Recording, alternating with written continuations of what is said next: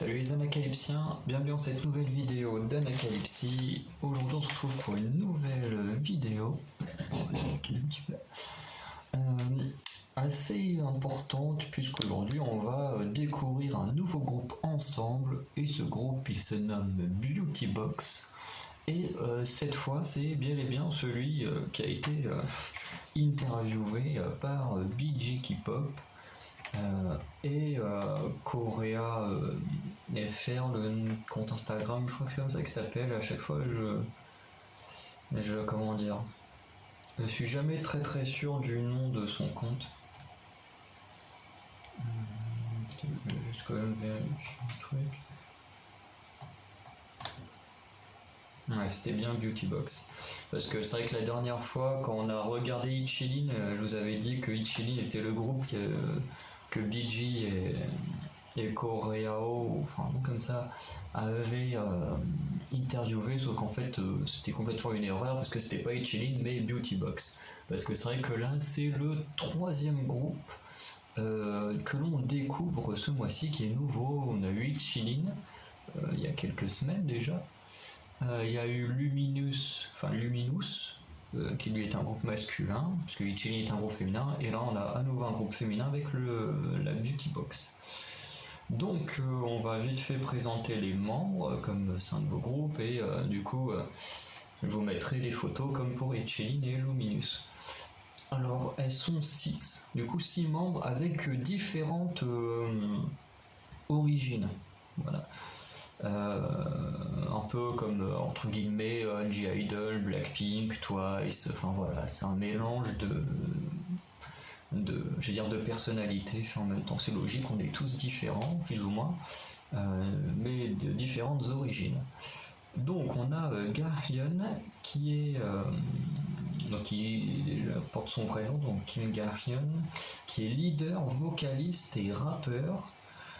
Sauf qu'on ne sait absolument rien d'elle, à part qu'elle est coréenne, mais en même temps comme elle est leader, ça m'étonne pas parce que c'est une question qu'on s'était posée, mais dont je n'ai toujours pas vraiment de réponse. En tout cas, au niveau des groupes que je connais, j'ai encore jamais vu d'étrangères être leader d'un groupe, quoi. Donc même s'il manquait cette partie-là, pour moi ça aurait été assez logique qu'elle soit coréenne en fonction de la façon de faire. Voilà, après on n'a pas d'autres infos sur elle, c'est vraiment tout ce qu'on a, son nom, ses positions et sa nationalité, et qu'il a été le premier membre à être révélé. Et c'est ce qui est assez fou, c'est que c'est le premier membre à être révélé, mais c'est peut-être la membre dont on a le moins d'informations. Je crois qu'il y en a une aussi, on a très peu d'informations, mais celle-ci, tu te dis, c'est quand même le leader, celle du coup qui a été présentée il y a le plus longtemps dans la durée, et pourtant c'est celle dont on sait le moins de choses, c'est assez bizarre.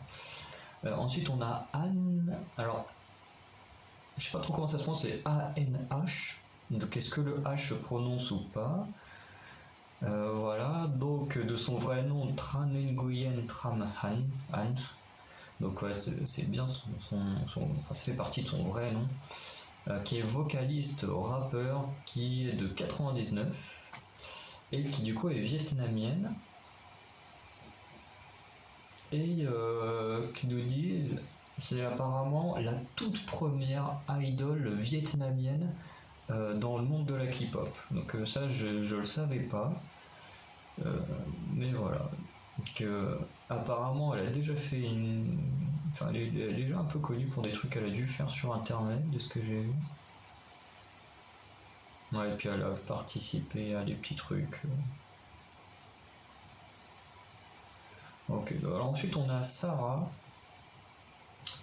Sarah de son vrai nom Orikiri Sarah, donc qui est visuelle, vocaliste et rappeur. De toute façon, je crois qu'ils ont tous vocalistes et rappeurs dans leur truc. Qui est de 2002, donc qui va prendre 20 ans l'année prochaine, qui est japonaise. Donc pour l'instant, on a une coréenne, une vietnamienne, une japonaise.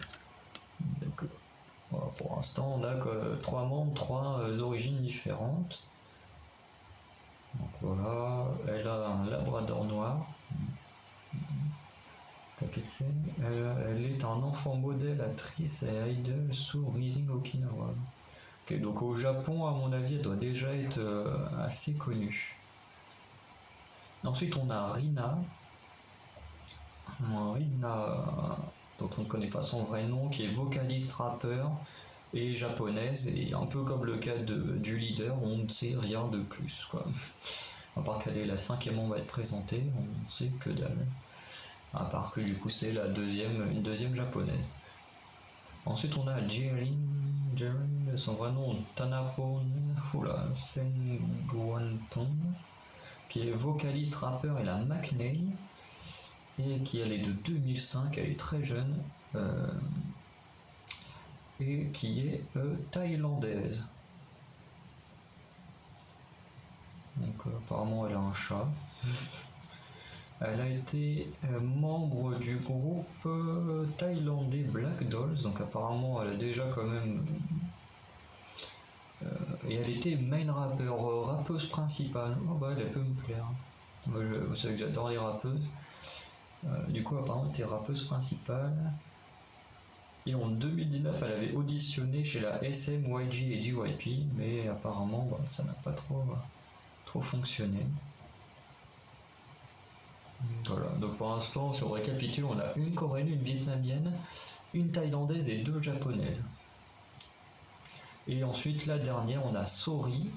Pareil, on n'a pas trop d'infos, à part qu'elle est vocale, rappeuse, enfin un peu comme tout le monde va dire, et qu'elle est coréenne.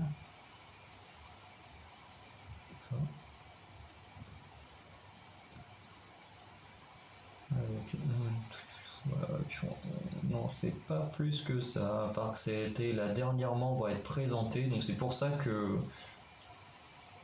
en fait on ne sait rien du tout. Enfin je veux dire, ils disent que Jerin c'est la McNeil, mais du coup est-ce que Sori est plus jeune, ou est-ce que là elle a été mise juste après dans l'article parce qu'elle a été présentée après, parce que voilà, parce qu'ils n'ont pas les infos sur ces dates et tout.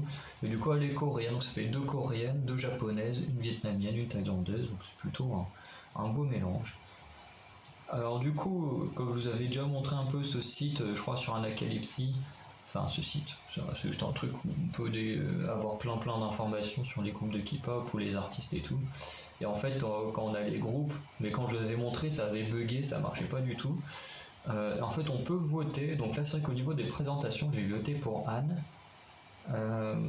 Du coup, qui est celle qui a le plus de votes. Il y a eu 35% de votes, donc 241 personnes pour elle, 128 pour Sarah, 120 pour Jerin, 68 pour Gayon, 67 pour Rina, 66 pour Sori.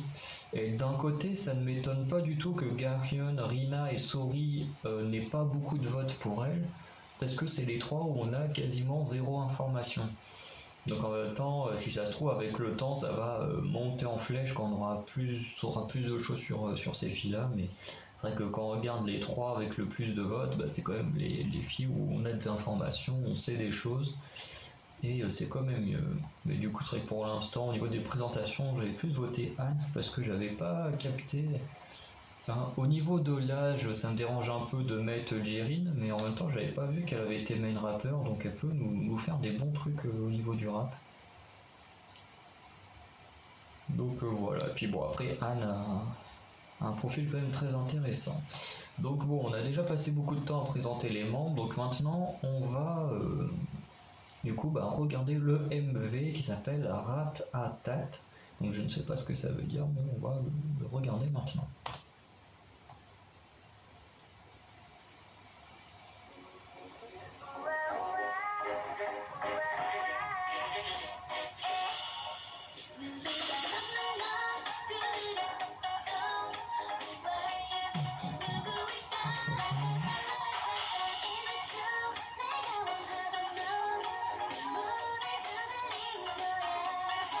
J'aime bien les couleurs des trucs là derrière, sorte de thunes.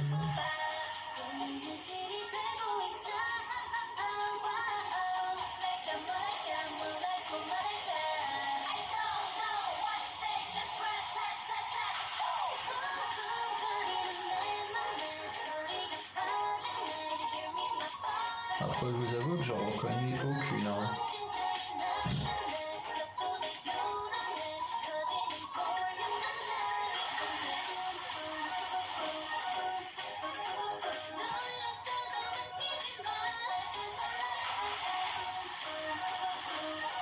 Donc là, le truc sur la plage, le plan il est magnifique.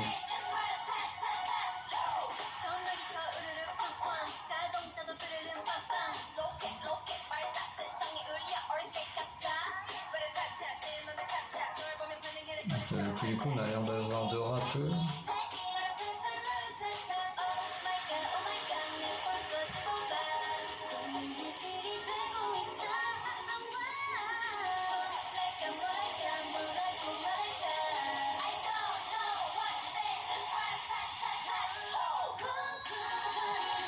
Il y a des trucs qui sont très américains quand même.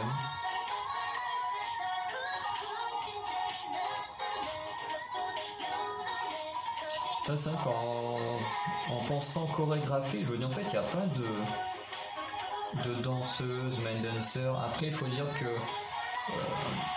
on sait très très peu de choses sur le groupe, donc si ça se trouve là, dans les semaines, les mois à venir, le site va être refait. Enfin, la page des Beauty Box va être refaite et du coup on aura beaucoup plus d'informations et en termes des positions on en saura un petit peu plus, je pense.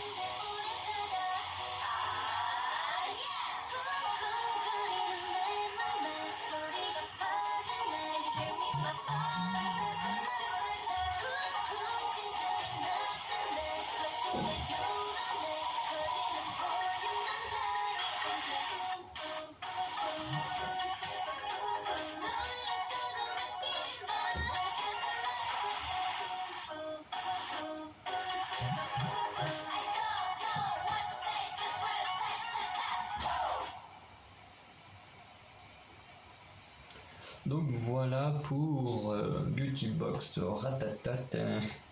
Donc en tout cas moi j'ai plutôt bien aimé. Ça va pas être forcément pour l'instant le titre que j'écouterai le plus. Voilà, parce que ça fait encore, je trouve qu'on est encore assez proche des titres de l'été. En même temps, techniquement, on est toujours en été, hein, donc c'est normal. Mais maintenant, vous le savez, moi, les titres d'été, c'est pas trop mon kiff, même si c'est plutôt pas mal. Du coup, sur les paroles en elles-mêmes, on a quand même beaucoup de vocales avec des très belles voix. Le rap, alors j'ai pas trop fait attention si c'était une rappeuse ou deux rappeuses, mais j'ai quand même eu l'impression qu'il y en avait deux rappeuses qui ont chanté. En tout cas, j'ai vraiment adoré ce moment. Les deux rappeuses, bon, normalement, techniquement, je pense que Jirin devrait être l'une des deux, puisque si elle a été main rappeur dans un groupe en Thaïlande, je veux dire, si elle avait le talent pour en Thaïlande, je veux dire, tu lui donnes le même poste en France, enfin pas en France, en Corée, je veux dire, tu lui enlèves pas là où elle est la meilleure, quoi. Et du coup là-dessus c'est plutôt pas mal. Le MV, j'étais très étonné de l'argent plus ou moins mis dans le MV. Puisque bon, on a quand même des très belles scènes en intérieur, donc on a une à moitié dans une sorte de champ, on en a un avec un peu des étagères là comme derrière mais en gigantesque et tout avec plein de trucs. Alors d'un côté il y a des chaussettes, il y a l'air d'avoir des casquettes ou des masques ou je sais pas quoi, faudrait que j'arrive à trouver. Ouais, là il y a des chaussettes en haut, des casquettes, il y a des sortes de peluches. C'est plutôt un magasin finalement, c'est pas moi une chambre, ouais, parce qu'il y a l'air d'avoir des trucs à acheter et tout. Vraiment la pièce elle est géniale. Et il y en a une autre que j'aime beaucoup, pareil, à 1 minute 13, là, vous avez toutes les. Ça fait un peu comme des tuiles, mais comme si on voyait les tuiles d'en dessous, mais toutes colorées, bleu, vert, jaune à moitié, enfin vert très clair proche du jaune. Et vraiment, là, les plans dans cette pièce-là, elles sont magnifiques aussi. Après, on a des plans extérieurs devant des bâtiments, enfin, une sorte de villa ou je ne sais quoi, qui sont des décors assez sympas et que justement là tu te dis le groupe il vient tout de commencer et ils ont déjà mis de l'argent là-dedans parce que faut pas croire que tu arrives comme ça, tu te fous devant un bâtiment et puis tu danses, tu filmes comme ça et enfin, vraiment ils ont dû quand même payer pour avoir le lieu là, ils ont dû payer pour être sur la route. À un moment ils sont à moitié sur une route là au début, tu te dis quand même pour tourner ces scènes là sur la route, bah faut quand même bloquer la route, donc faut le temps de tourner et tout, à moins que ce soit dans une résidence et que du coup bon ça gêne pas trop les gens qui sont là, mais je veux dire c'est quand même un MV même quand ils sont sur la plage, du coup faut privatiser une partie de la plage, s'il y a des gens qui veulent y aller, ou alors ils ont été sur une plage calme et tout, mais tu te dis il y a quand même beaucoup d'argent qui a été mis, contrairement à Hit Chilling de mémoire, elles avaient été quasiment que en studio. On a les Majors que je surkiffe, qui ont fait quasiment que du studio dans leur premier truc. Et c'est vrai que c'est un peu triste quand on voit ça. Et voilà, c'est comme Blackpink. Blackpink, pourtant, faisait partie de YG, l'un des Big Three à l'époque. Et Boombaya est quasiment que du studio, quoi. Donc tu te dis là, ça fait plaisir de voir que le label donc s'appelle BY, alors ça fait BY-U Entertainment, donc ça fait By You Entertainment, donc comme ça, et ça fait plaisir que ce label qui est pas forcément très connu s'est dit bon bah allez, on va beaucoup miser sur ce groupe. En plus, je pense qu'ils ont beaucoup d'espoir vers eux parce que, comme je disais, il y a eu une interview de BG K-pop et du compte Instagram Corée. Attends, je vais chercher le nom précisément parce que c'est ça. Et du coup, s'ils ont accepté qu'une interview puisse être faite par un YouTuber et un mec qui qui partage juste des informations sur Instagram, tu te dis c'est qu'ils ont quand même choreo-fr. Franchement, abonnez-vous à ce compte-là. Il y a BG K-pop aussi, mais je pense que peut-être que beaucoup d'entre vous connaissent déjà BG K-pop. Mais en plus là il vient juste de poster un truc il y a 1 heure pour dire les Beauty Box ont débuté ce matin, hein. Et en plus apparemment c'est un single album, donc en plus il y a un album qui va sortir avec ce titre. Donc vraiment le label là est misé énormément là-dessus parce qu'il y a des groupes, par exemple pour prendre le cas des Pixies, les Pixies là c'est l'album sous mon doigt, enfin au-dessus de mon doigt, qui, comment dire, qu'est-ce que je veux dire, oui, qui à son premier titre Wings n'a pas sorti d'album. Cet album-là, il a sorti avec Let Me Know, tout ça, donc ça s'appelle Chapitre 2, mais c'est quand même le premier album. Enfin, c'est compliqué, c'est un gros bordel. Donc voilà, tout le monde ne sort pas forcément d'album dès le premier titre parce que ça coûte quand même assez cher de faire un album. Et du coup, là, ce que j'apprécie, c'est qu'on voit que là, ils misent beaucoup sur ce nouveau groupe. Et je trouve ça génial. Attends, il y a un truc sur Lightsum. Il y a vraiment trop de monde qui vont faire des comebacks récemment. Lightsum apparemment qui vient de lancer un teaser pour son deuxième titre, enfin son deuxième MV. De ce que j'ai pu voir, il y a c'est Yoonjin ou non Joyuri qui a sorti aussi des teasers pour son titre solo. Bon, aespa qui a sorti hier, pareil, ses premières photos teaser avec photos de membres pour le prochain titre d'Aespa. Donc là, ça commence à avoir plein de trucs. Et je crois qu'il y a un autre groupe que j'aime bien qui avait commencé à sortir des teasers aussi. On va dire que là, le mois d'octobre, à mon avis, il va être pas mal aussi. Et en plus, surtout qu'Aespa, en plus, c'est le premier album direct. Enfin, le premier album, bah oui, Aespa, tiens, un bon exemple, a sorti 3 MV. Sorti 3 MV, 0 album en 3 MV. Et pourtant, c'est la SM qui est le label le plus riche. Je crois que SM est encore un peu plus riche que Big Hit. Faudrait voir si Big Hit a dépassé la SM. Mais pendant des décennies, la SM était le label le plus riche des Big Four. Donc tu te dis ok, c'est les plus des Big Four, ils mettent une tonne d'argent dans les MV, c'est bien. Enfin à part Forever qui est un truc studio, bon Next Level aussi. Enfin, que les 4 enfin les 3 sont que en studio quasiment, mais il y a tous les effets spéciaux et tout à côté qui coûtent super cher. Mais 3 MV, 0 album. Faut attendre le 4ème MV à un peu moins d'1 an de leur début pour avoir quelque chose. Enfin, tu te dis c'est long quoi. Que là au moins ceux qui découvrent, qui vont adorer, normalement il y a un album qui va avec, donc c'est plutôt cool. En plus elles ont l'air vraiment cool les membres. Moi j'avais vu l'interview de BG K-pop et Choreo et vraiment elles ont l'air vraiment géniales les 6 filles. Ensuite, la chorégraphie, pour finir, les tenues, après, c'est quasiment toutes les mêmes à chaque plan, mais sont plutôt pas mal, quoi. Enfin, ouais, non, il y a deux styles différents, mais ça reste le même principe, t-shirt ou crop top avec une jupe et les chaussettes longues, où ça reste à peu près le même style, quoi. C'est juste que quand elles sont sur certains plans, c'est des trucs unicolores, là, comme j'ai devant moi. Je vais dire comme j'ai sur moi, non. Mon pantalon est unicolore, mais je ne porte pas de jupe.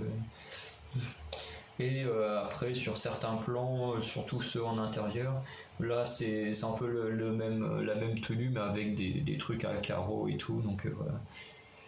Et du coup, chorégraphie, pour revenir là-dessus, j'ai trouvé qu'elle était très très bonne la chorégraphie. J'ai hâte de voir en entier, ça a l'air plutôt pas mal, donc là ils ont beaucoup misé dessus.